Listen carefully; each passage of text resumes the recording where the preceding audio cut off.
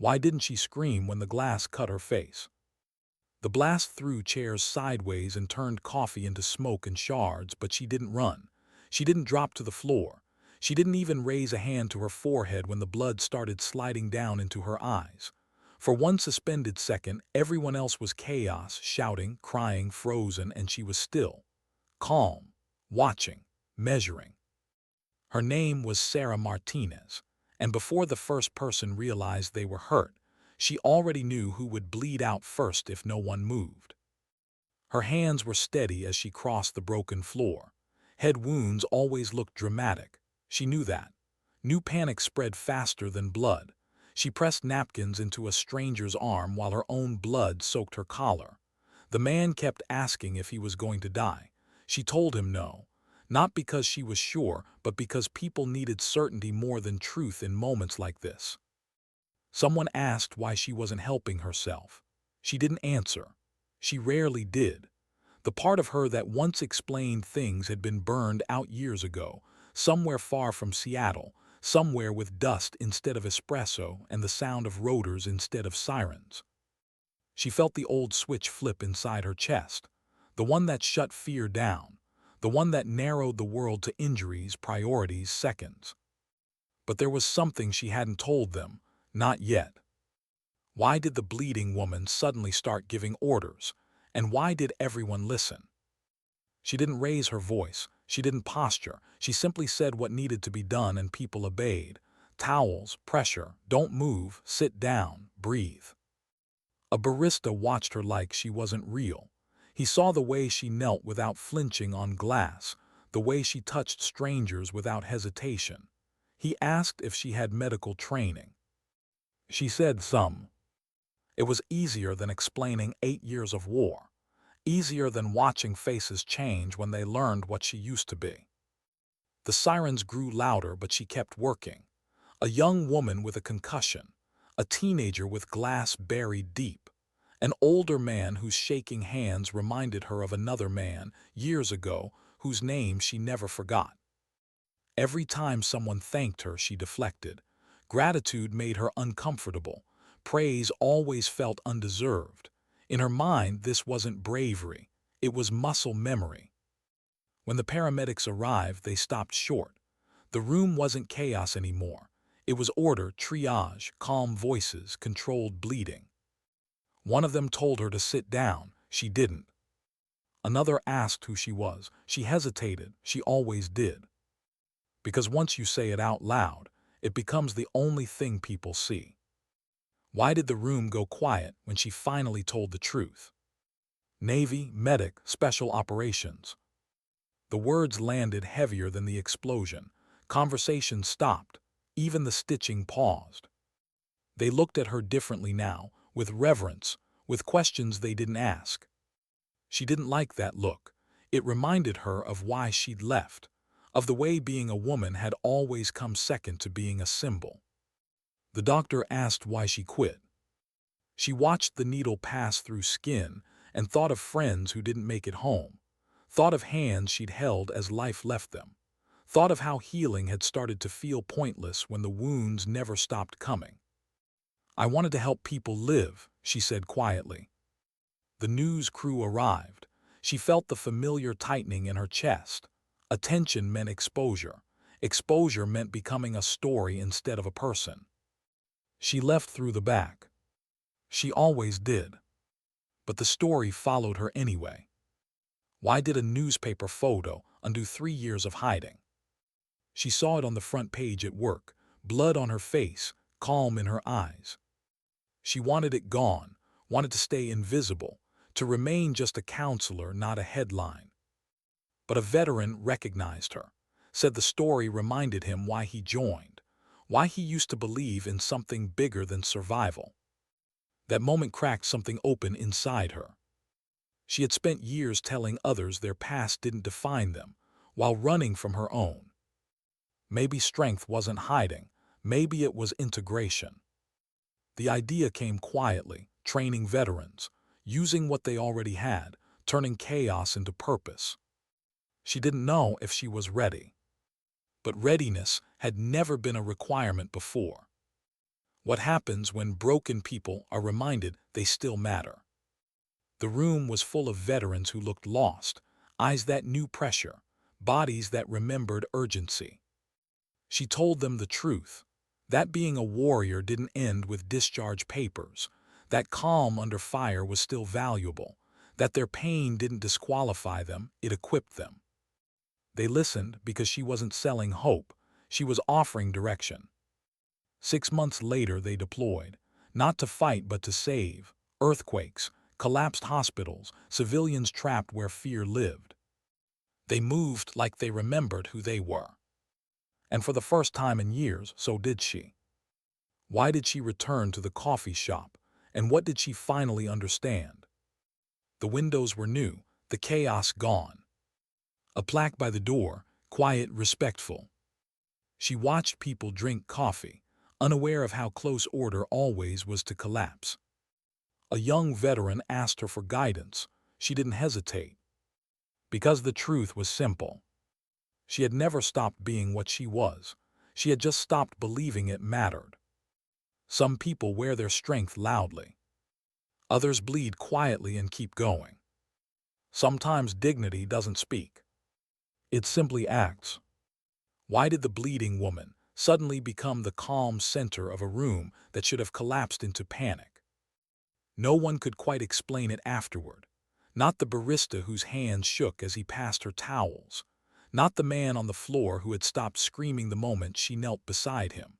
Not even the people standing frozen near the walls, phones raised but forgotten, watching as if a line had been drawn around her, an invisible perimeter of control. Sarah felt it before anyone else saw it. The shift. It was subtle, internal, a tightening behind the ribs, a narrowing of sound. The chaos didn't disappear, but it dulled like background noise once the mission started. Screams became data. Movement became information. Blood became priority, not panic. Her own blood kept dripping warm against her skin. She registered it without emotion. Head wound, superficial, bleeds heavy, not now. She pressed harder on the old man's arm, watching the flow slow beneath the makeshift bandage. His breathing was shallow, fast, shock trying to creep in. She leaned closer so he could hear her over the noise. "Stay with me," she said, not pleading, commanding. "Breathe when I breathe." He mirrored her without realizing it, in through the nose, out through the mouth. His pulse steadied beneath her fingers, one life momentarily anchored. Around them no one else was moving. They were waiting for instructions, for permission, for someone to take responsibility. Sarah felt the weight of that expectation settle on her shoulders like an old pack she hadn't worn in years. Heavy, familiar. She looked up. "Everyone who can walk move away from the glass," she said, voice calm but firm. "Phones down unless you're calling emergency services. I need towels, clean ones, now." It wasn't loud, it didn't need to be. People moved. That always surprised her, how quickly humans obeyed certainty when it appeared, how desperate they were for direction when fear stripped them raw. The barista stumbled forward, eyes fixed on the blood streaking down her face. He looked like he might faint. "You," she said, pointing at him gently. "You're okay, breathe, bring me towels, then check the register area for a first aid kit." He nodded too fast, but he moved. She shifted her weight, knees biting into broken glass. The pain registered somewhere distant, unimportant. She scanned the room again. A woman slumped against the wall, blinking too slowly. Possible concussion. Teenager gripping his thigh, blood darkening his jeans. Not arterial. That bought time. She made decisions the way she always had, without drama, without ego, just triage. Someone asked why she wasn't helping herself. She didn't answer because the answer was complicated. Because the truth was that if she stopped moving, everything she had carefully buried for 3 years might come rushing back. The images, the sounds, the faces that never left. Movement kept her functional. Stillness was dangerous. The towels arrived. She upgraded the bandage, checked capillary refill, nodded once to herself. The man squeezed her hand weakly. "Thank you," he whispered, voice trembling with more than pain. She didn't know what to say to gratitude anymore. It always felt like an accusation, like a reminder of all the people she hadn't been able to save. "You're doing fine," she said instead. "You're tougher than you think." She stood, finally aware of the slight dizziness creeping at the edges of her vision. Blood loss, adrenaline masking it. She ignored it. She crossed the room to the young woman by the wall. "What's your name?" she asked, crouching. "Emma," the woman said, eyes glassy. "My head hurts." "I know," Sarah replied softly. "Look at me." She checked pupils. Even reactive, good, but confusion lingered. She kept her voice low, steady, grounding. "You're safe. Help is coming. I just need you to stay still and answer my questions." Emma nodded, tears slipping down her cheeks, fear finally finding somewhere to land. Sarah felt something twist in her chest. Not fear. Recognition. She'd seen that look too many times on soldiers barely old enough to shave, staring up at her with the same question in their eyes. "Am I going to be okay?" She never lied about that question anymore. She reframed it. "You're not alone," she said, "and that matters." Someone nearby muttered, "Who is she?" Sarah pretended not to hear. The sirens grew louder now, closer. Relief rippled through the room, but she knew better than to relax. The transition between chaos and control was fragile. People relaxed too early. Mistakes happened there. She moved to the teenager next. He clenched his jaw as she examined his leg.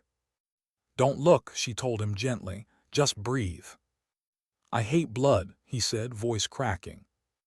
"Me too," she replied and almost smiled. She stabilized the wound, careful, efficient.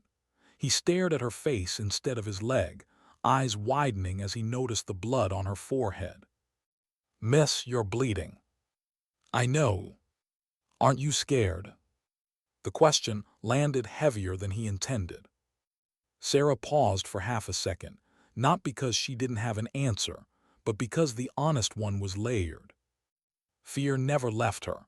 It lived under her skin, but fear didn't get to drive anymore. "I'm busy," she said simply. "Fear can wait."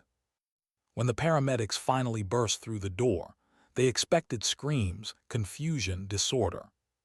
They found structure. They found a woman kneeling at the center of it, bloodied but composed, already speaking their language. Possible concussion here, controlled laceration there, glass-embedded, stable vitals. The lead paramedic stared at her like he'd stepped into the wrong room.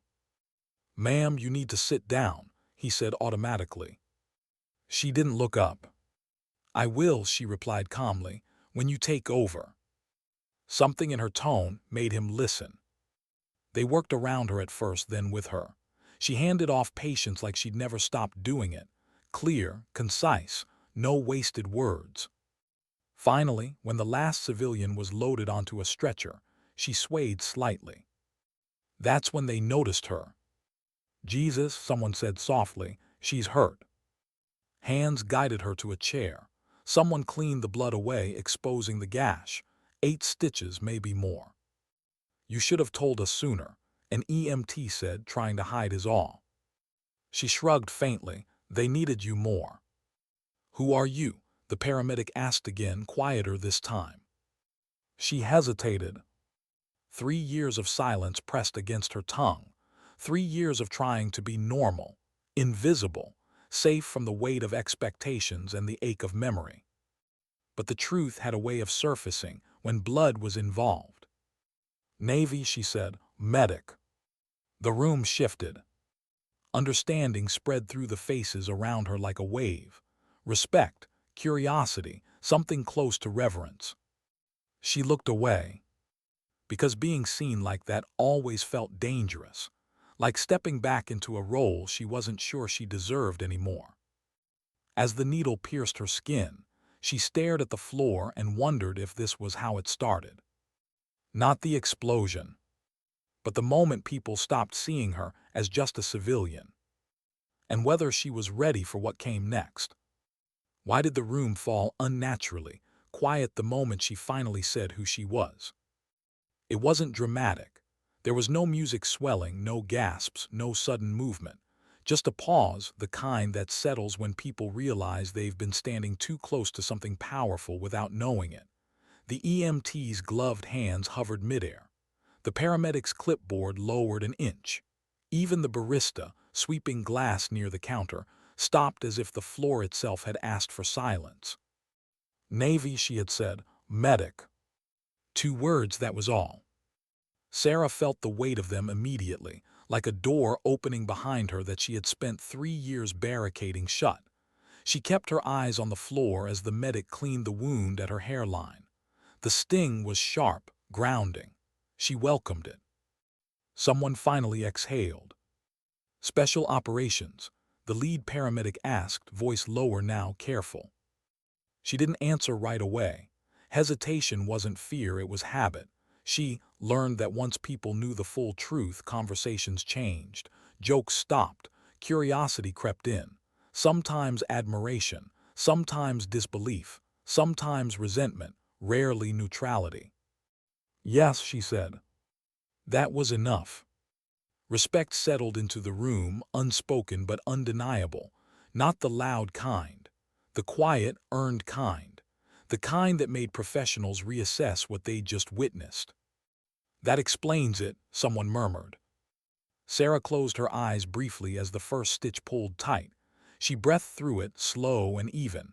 Pain was familiar. Attention was not. The emergency physician who had arrived moments earlier, still in work clothes, badge clipped at her waist, watched Sarah with an intensity that wasn't curiosity but recognition. 2 healers measuring each other without words. You took command, the doctor said eventually. Not just medical care, the entire scene. Sarah shrugged faintly. Someone had to. That's not what most people do, the doctor replied. Even trained ones. Sarah didn't respond. She knew that already. She'd seen surgeons freeze, medics panic, leaders crumble. She also seen ordinary people rise. It was never about titles. It was about thresholds, what broke you and what focused you. The EMT finished another stitch. Blood was gone now, wiped clean, replaced by neat, controlled lines. Evidence of damage managed, not erased. Why didn't you tell us sooner? He asked quietly. She opened her eyes. Because it shouldn't matter, she said. Either the care is good or it is. The paramedic nodded slowly. He'd been doing this job long enough to know how rare that answer was. Outside, she could hear voices gathering, sirens fatting, the hum of phones, the unmistakable cadence of a reporter asking questions. Her chest tightened. Media. She hated that word. Hated what it did to moments like this, how it flattened complexity into sound bites, turned restraint into spectacle. She hadn't helped because it would look good on camera.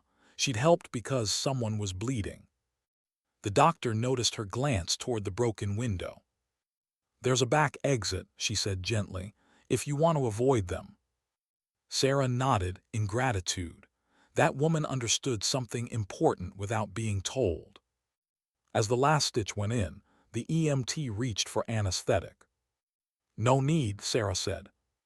The EMT frowned. It'll hurt. I know. The doctor intervened, calm but firm. Use it anyway. Sarah didn't argue.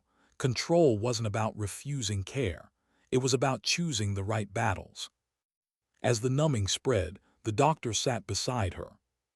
Why did you leave? She asked quietly. The question didn't feel intrusive. It felt earned. Sarah stared at the floor again. Memories pressed close, heat, dust, the sound of a helicopter lifting away without the people it came for. I saw too much, she said finally, and I didn't want to become someone who only knew how to stop bleeding. What do you do now? I help people put themselves back together, Sarah replied, slowly. The doctor nodded, understanding deepening. You didn't stop being a protector, you just changed weapons. Sarah almost smiled. When she stood to leave, steady despite everything, a man approached her. The one she'd treated first. His arm was properly wrapped now, color back in his face. "Miss," he said, voice thick, "thank you."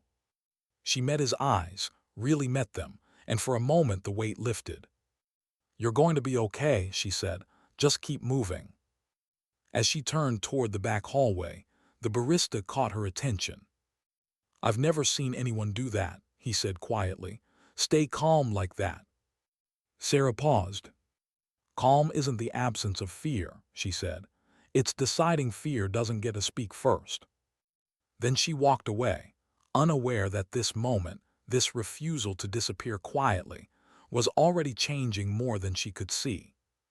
Because the truth was, once you step forward in the dark, you don't always get to choose who finds the light next. Why did a single photograph undo 3 years of silence she had carefully built around herself? Sarah didn't see the paper right away. It lay folded on the corner of her supervisor's desk, quiet, patient, waiting. She noticed the tension first, the way the air in the room felt heavier than usual, the way her supervisor didn't meet her eyes immediately. That was always how it started. "Sarah," Dr. Williams said softly, sliding the newspaper across the desk. "They didn't name you." Sarah unfolded it anyway. There she was, kneeling. Blood streaked down her face like war paint she never asked for, her posture calm, centered, focused. The chaos frozen around her as if she were the only thing holding the frame together. "Mystery Woman Saves Lives," the headline read. Her stomach tightened. She had worked so hard to become invisible again. 3 years of being just another counselor in a quiet office. 3 years of answering questions with measured distance. 3 years of telling herself that the version of her in that photograph belonged to another life. And now that life had followed her home. "I didn't want this," Sarah said, her voice flat. "I know," Dr. Williams replied, "but you didn't ask for the explosion either." Sarah leaned back in her chair, eyes still on the photo. She wasn't proud of how calm she looked. Calm meant she'd slipped back into something she had promised herself she'd left behind. A mode where emotions were locked down and purpose narrowed to a single line: keep people alive. "You saved multiple people," Dr. Williams continued. "That matters." Sarah swallowed. "That's not why I left." Before her supervisor could respond, there was a knock at the door. "Come in," Sarah said automatically. Marcus stood in the doorway, hesitant. Former Marine, early 30s, eyes that carried weight. He held himself like someone used to being ready, even when there was nothing left to prepare for. He began, then stopped. "I just read something." Sarah closed her eyes briefly. "Here it comes." "They didn't name you," Marcus said quickly, "but I recognized you." She studied his face, searching for judgment, curiosity, disappointment. She found none of those. What she saw instead was something fragile. Purpose, almost remembered. "I don't want this to change anything," Sarah said carefully. Marcus shook his head. "It doesn't, it explains things." She raised an eyebrow. "The way you talk about fear," he continued. "The way you don't flinch when people describe the worst day of their lives. Reading that article, it reminded me why I joined in the first place." Sarah felt the words land somewhere deep, somewhere unguarded. "I've been so focused on surviving since I got out," Marcus said quietly. "I forgot that surviving was never the point." Silence stretched between them, not uncomfortable, heavy, honest. After Marcus left, Sarah sat alone with the photograph. She stared at it longer than she wanted to admit, not because she liked what it showed, but because she recognized it. That woman hadn't disappeared. She had only been waiting. The idea came slowly, not as ambition, not as a plan, as a question. What if the problem wasn't that veterans lost their skills when they left the military? What if they lost permission to use them? The thought unsettled her. It followed her home. It kept her awake. Weeks passed. Emails arrived, messages from strangers, veterans who had seen the article and felt something stir. She ignored most of them. Then one night she didn't. She replied to one, then another. A meeting turned into a conversation. A conversation turned into a room full of people who looked just as lost as she had once felt. The first day she stood in front of them, her hands didn't shake, but her chest felt tight. "Why are we here?" someone asked. Sarah didn't sugarcoat it. "Because chaos doesn't stop happening just because you took off the uniform," she said. "And neither did you." She watched their reactions: skepticism, hope, fear, recognition. She told them what no one had told her when she left. That calm under pressure was still valuable. That leadership didn't expire. That being a protector wasn't exclusive to war zones. Some listened, some doubted, all stayed. Training was slow at first, awkward. Old instincts clashed with civilian protocols.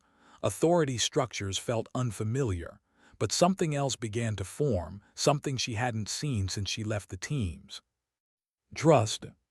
They learned together, failed together, adjusted, grew.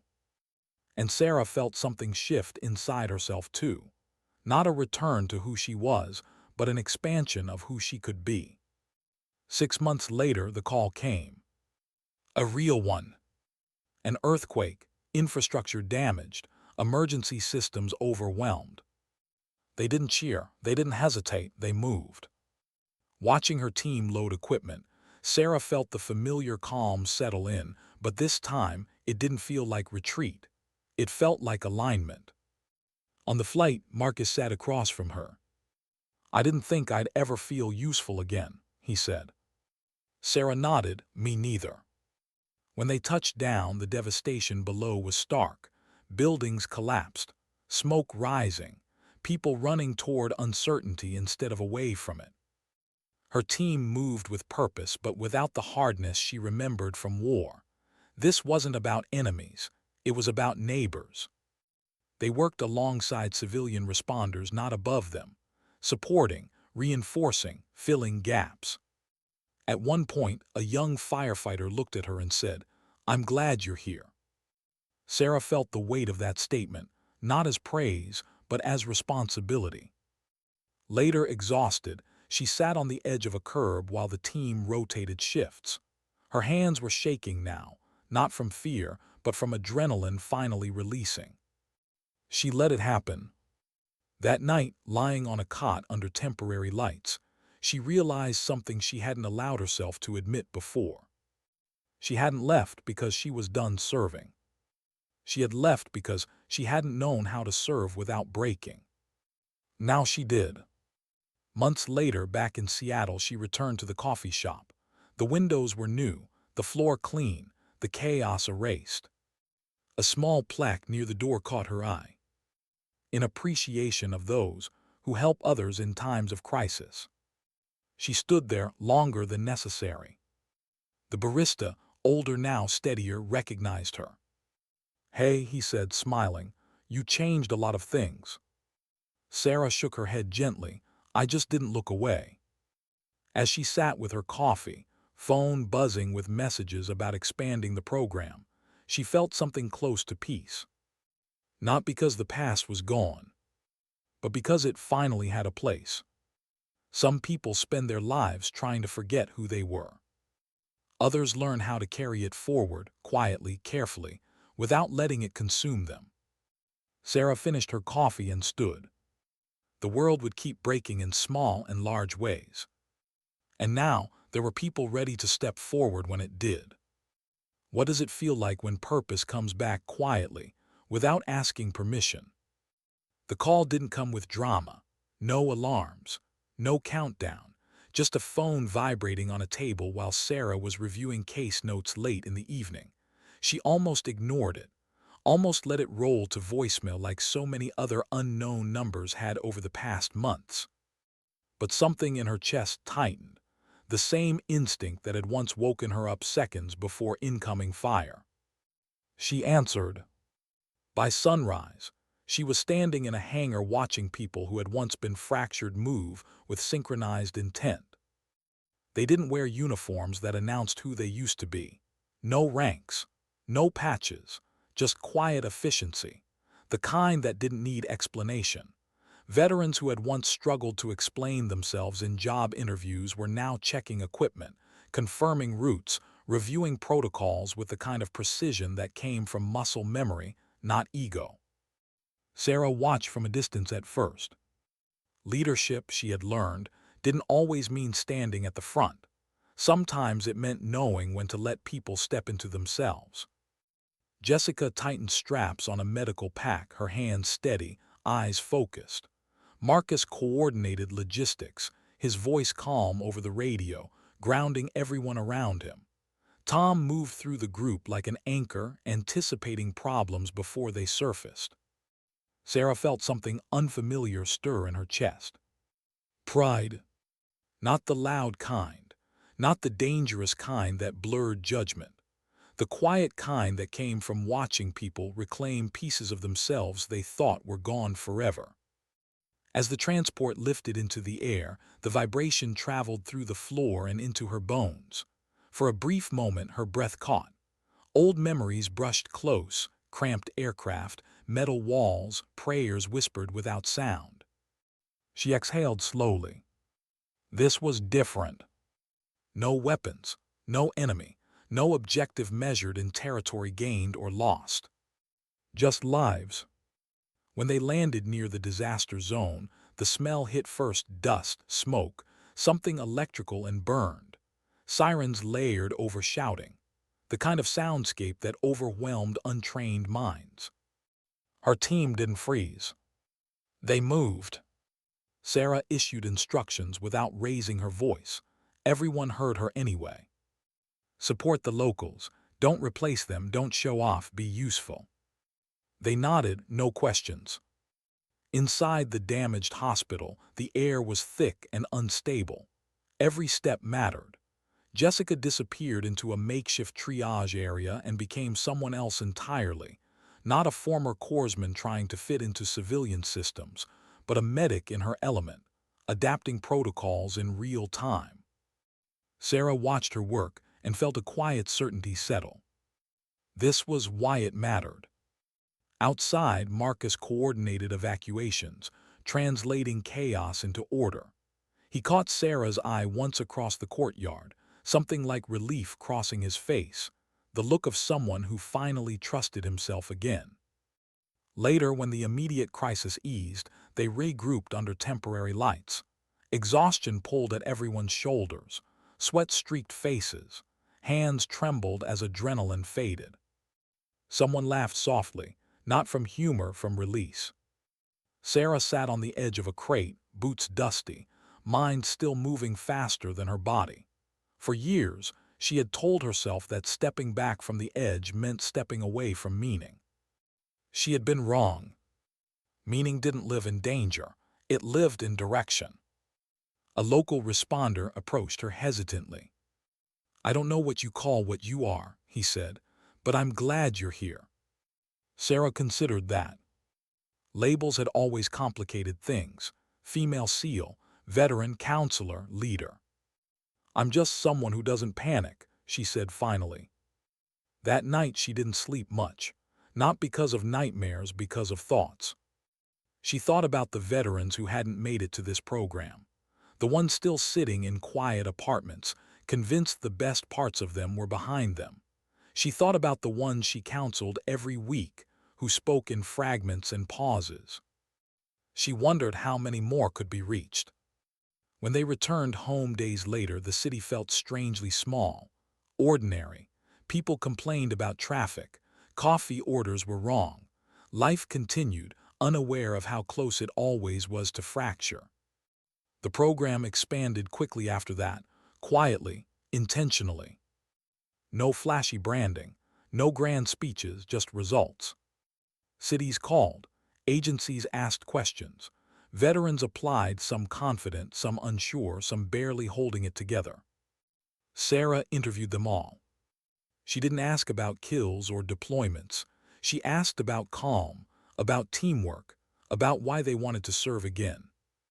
Some answers were messy, some honest, some still tangled in pain. She didn't turn them away for that. Pain wasn't a disqualifier, avoidance was. One afternoon, after a long day of training, Sarah sat alone in her office, lights low. The hum of the building wrapped around her like white noise. For the first time in years, she felt tired in a good way. Her phone buzzed, a message from Marcus. "I helped my neighbor today. Car accident, didn't freeze." She stared at the screen longer than necessary. Then she replied, "Proud of you." She paused, added another line. "Proud of all of us." That night, walking home, she passed a window and caught her reflection. The scar at her hairline had faded but remained visible if you knew where to look. She touched it absently. It didn't feel like a reminder of violence anymore. It felt like a marker of the moment she stopped trying to erase who she was and started deciding how to use it. The world didn't need heroes standing on rubble. It needed people who stayed calm when everything shook. And for the first time since she'd taken off the uniform, Sarah knew exactly where she stood. Not behind her past, not trapped inside it, but carrying it forward carefully, deliberately, into places that needed it most. What does it mean to come back to the place where everything broke, when you're no longer the same person who walked away? Sarah hadn't planned to return, not consciously, but some places pull at you quietly the way unfinished thoughts do. The coffee shop looked different now, new glass, brighter light, cleaner lines, but the space still held a memory she could feel in her chest the moment she stepped inside. Not fear, not pride, recognition. She chose the same table by the window without thinking. Muscle memory again. Her laptop stayed closed. For once, she wasn't here to work. Outside, people moved with the casual confidence of those who believed today would be ordinary. She used to envy that certainty. Now she understood it as a gift most never realized they carried. Jake noticed her almost immediately. He was older, steadier, wearing a fire department hoodie beneath his apron. He smiled like someone greeting a chapter, not a person. "Hey," he said, "you're back." "Just passing through," she replied. He shook his head gently. "You never are." He brought her coffee without asking. She thanked him. Small rituals mattered. As she sat there, her phone buzzed again and again. Updates, requests, quiet questions from people across the country. Cities that wanted programs. Veterans who wanted guidance. Leaders who wanted her to speak, to explain, to represent something she had never asked to symbolize. She silenced it. For a long time, she just watched the light move across the floor. A year ago she had been bleeding here, calm on the outside, hollow on the inside, helping others because stopping would have meant facing herself. Now she felt whole in a way she hadn't known was possible, not healed, not untouched, but integrated. The fractures hadn't vanished, they had aligned. A young woman approached hesitantly, early 20s, posture alert, eyes scanning the room before settling on Sarah. "Excuse me," she said, "are you?" Sarah nodded before the question finished. She learned to read the shape of it. "I'm Rachel," the woman continued. "Former Army medic. I heard about what you're doing." Sarah gestured to the chair across from her. "Sit." Rachel sat, hands clasped too tightly. The signs were familiar. Transition tension, purpose displaced, identity unsettled. "I don't know where I fit," Rachel admitted. "I don't want to go backward, but I don't want to disappear either." Sarah listened without interrupting. She always did. When Rachel finished, Sarah spoke slowly. "You don't have to choose between who you were and who you're becoming. You just have to decide what parts of you are worth carrying forward." Rachel's eyes filled, not with sadness, with relief. They talked for a while, no promises, no grand plans, just clarity. When Rachel left, Sarah sat back and let the quiet return. Later that afternoon, she took the long way home, past the small park built where the construction site once stood, a modest memorial, names engraved cleanly. No drama, no spectacle. She stood there longer than necessary. In another life, she might have measured success by missions completed, threats neutralized, objectives secured. Now she measured it differently.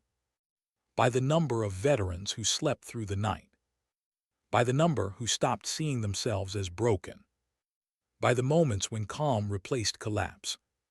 That evening she joined a video call with her team, faces tiled across the screen.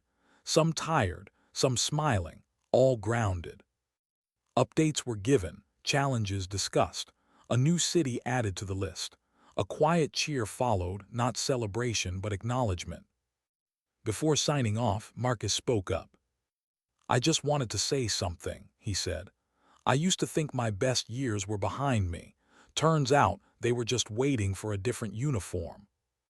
The screen went quiet. Sarah nodded. "The mission didn't end," she said. "It evolved." After the call, she stood at her window as night settled in. The city lights flickered on, one by one, each a reminder of how many lives move through the dark without knowing how close they always were to the edge.